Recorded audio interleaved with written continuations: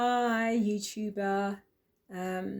Greetings, good morning, good afternoon, good evening, any place in the world and any time you may be tuning in. Thank you for taking the time to listen to this video. Okay, so if you want to know more about me, you can see my other videos where I talk about myself and my work specifically. I hope wherever in the world I do find you, whatever is on your plate, that, you know, you can take this moment to just be in the moment and to receive anything that resonates and that may help you on your journey, you know, on this life journey we're all on. Today I'm going to be reading from my book, Back to Love. I will read the introduction as well as the first chapter. Like I said, for more information on my book and my work and where to purchase, there's other videos, though I say now that you can purchase it at Amazon, Book Depository, where else, Waterstones, quite a number of places, but usually my go-to place is Amazon.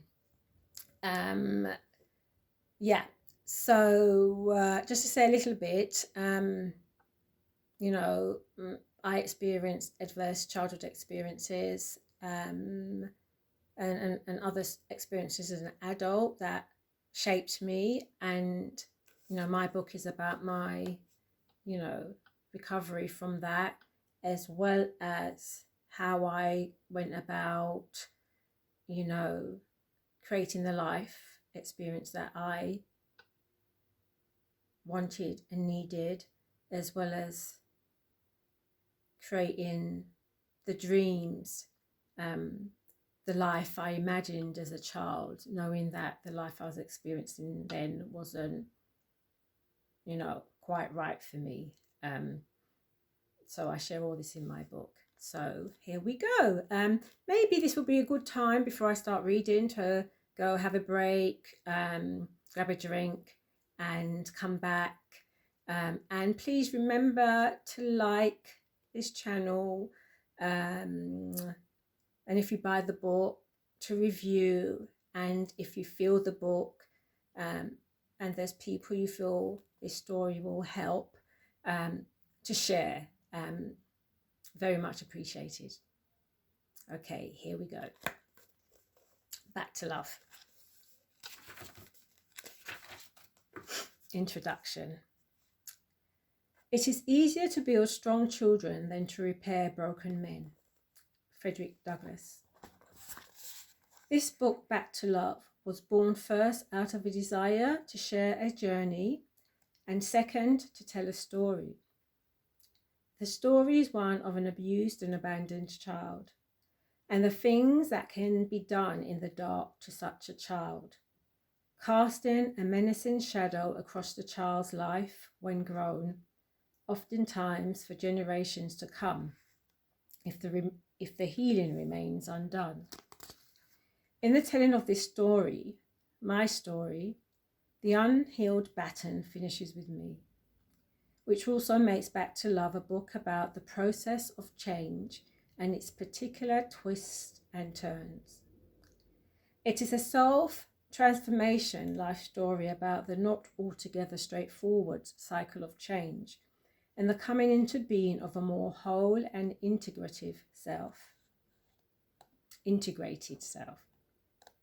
This book was a very difficult book to write. The bearing of one's heart and soul and tortures and loves in such an open and now public way took me right out of myself, stretching me beyond all measure on every level. I don't know if I'd call the writing of this book a therapeutic endeavour, but it was certainly an endeavour to be a true, clear and no-nonsense voice for the most vulnerable in society, that I'd gladly do again and again, however much it hurts. I don't just speak for the needs of today's children. I speak especially for all the wounded, denied, and abandoned children that still exist within countless adults the world over. I write in service to them as well as to the child within myself. It is my hope that in doing so, we as a society will come to listen more and better respond to children's particular and unique needs and wants. Least those cries turns into screams of blue murder, the kind we see and read about on the news and in the papers daily. It could also be said that when I speak of the child within, as well as without, I'm essentially speaking about the spirit of that first innocent essence, the loving protection, cultivation, and bringing forth of which creates emotionally mature, wholesome human beings. Contrary to popular belief, we are not so much in and of ourselves human beings, but rather it's the case that with the right kind of love, encouragement, modeling, and engagement, we grow into that particular skin. We need each other and are bound to each other for our very survival as a species, moving towards an evolution that is benevolent and has no end. This book spans 23 years and tells of the initial and subtle stirrings of change, the definite decision to change, the process of change, and what all that came to entail for me. The reason it is called Back to Love is because it has been written for those who, like my past self, do not know, due to early, out-of-shaping, traumatic experiences, that they themselves are the very love they seek. Back to Love also talks about the journey from outside in to inside out, and then back round, and then back around the cycle again. This book has been written with heart for the love of all who have soul. This book has also been written for the everyday, ordinary people, and for you.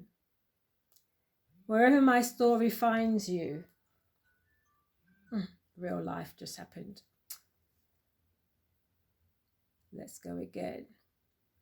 Wherever my story finds you on this journey called life, it is my hope that through reading about my own process of change and my return to my most true self, that you may realize your own true capacity, and in so doing, bring to resolution all obstructions that lay within, in front, and behind of you.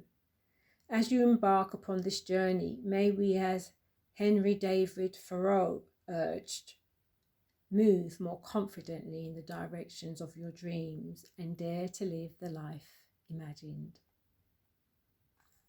Amongst other things, I'm a British-born black woman of African Caribbean descent who refused to be statistic and dare to live the life I imagined growing up, knowing in my heart that life was out there for the taking.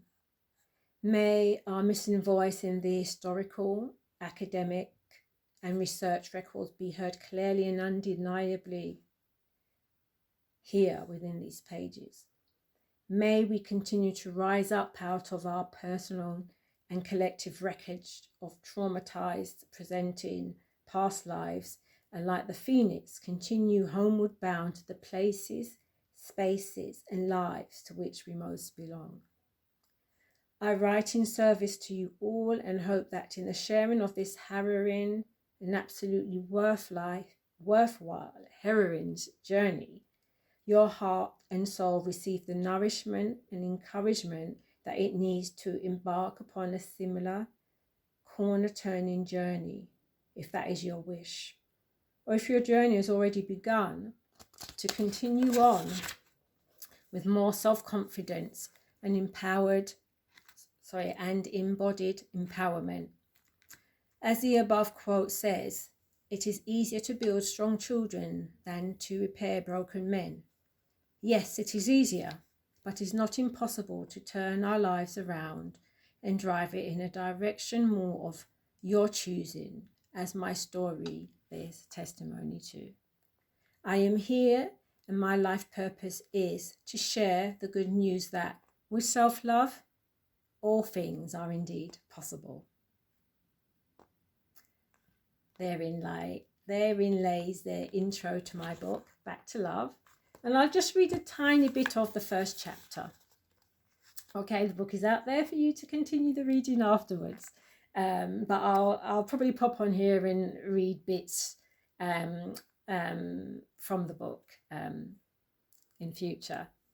So, book 1, The Beginning of Ends. Chapter 1. The journey of 1,000 miles begins with a single step. Lozu. The decision to have a child changed my life forever. The year was 1982 and I was 17 and a half years old. I could have done much better in school the previous year, but looking back, circumstances didn't really allow it. The only lesson I really enjoyed was sociology, as it was the only subject that seemed relevant to real life, the only subject that attempted to decipher and understand it, a thing that was very important to me. When I left school that summer with my 1 O-level, I was not at all sure what I wanted to do in regards to a career. None of the adults around me at this time were available to actively explore that side of things with me, and so it was more or less left up to me and the school to decide what my future would look like. During the summer break, I half-heartedly decided to enroll in a 2-year community studies course. I thought that a course in the caring professions would suit me best, especially if it involved working with children. I loved taking care of children. To begin with, the course did hold my attention. The college was newly built, and I enjoyed the experience of being part of a new endeavour in a new group. I also enjoyed the new relationship that was to be had with teachers, more equal, friendly, and respectful. And I really liked the course tutor, Layla. She was warm, cuddly, and motherly. I also liked the fact that being at college was entirely my own affair, which gave me a sense of freedom that I enjoyed. However, at times that freedom, that responsibility brought with it a foreboding cloud of uncertainty and feelings of insecurity, especially about the future. Where would the future lead me? Would it take me to very difficult places like my past had? These fears, which were more unconscious at the time, scared and overwhelmed me, so much so that by the end of the first year my enthusiasm began to wane, bringing with it a loss of concentration, and not too long afterwards, absolute boredom. It was an old, familiar, angst-filled boredom and resultant disassociation born out of extreme dissatisfaction that often saw me falling asleep during lessons. I quite enjoyed those little naps, though it was of great embarrassment to me when Layla pulled me up on it. She was concerned that I wasn't enjoying the course anymore and wondered if there was something else that would better hold my attention. But as bored as I was and as lost as I felt at times, there wasn't really any other place during the day where I felt relatively safe and could comfortably be, let alone peacefully fall asleep. So I tried my hardest not to sleep in class, but it continued to be a struggle. The only subject that kept my full attention were those to do with childcare and development. It was during these lessons that certain ideas began to come to mind, and I guess started to better fill the uncomfortable spaces of my time. Those thoughts pertained to the desire to become a mother and have a child, all of my own. In hardly any time at all, I found myself acting on those ideas, an endeavour I gave body, mind and soul to, and one which brought with it renewed hope and anticipated joy. The idea that I could have a child to love and to love me in return made me feel so totally happy and gave a new lease to what felt and seemed at the time to a life going nowhere, slow. Essentially, I made the decision alone, since alone I often was. I had been with my boyfriend, Ronald, for about 5 months. He was my first true obsessive love. I was besotted with him, but also painfully aware that he was not meeting my needs or wants for that matter. I was aware that the relationship wasn't at all secure, which only served to intensify the need, my need at the time, for something more. I'll leave it there. I hope you've enjoyed, and so far I've gotten something from this reading of my book, Back to Love. Like I said, you can check out my other videos for more information about me and my work. For now, you can look at me and my work on my website, which is innersideout.net. That's all one word, innersideout.net, where you'll also find my other business links and more about my book and my work. Thank you so much for listening, for taking the time. If you've liked what you've heard, please like, comment, share, and, never give up on yourself. We're all called here. We're all being given special invite here on this planet Earth, which belongs to no one. We come, we find it, we go, we leave it. But whilst we're here, we're not just here to survive, we're here to thrive and live our best life experience possible. Good speed on your journeys. Bye for now.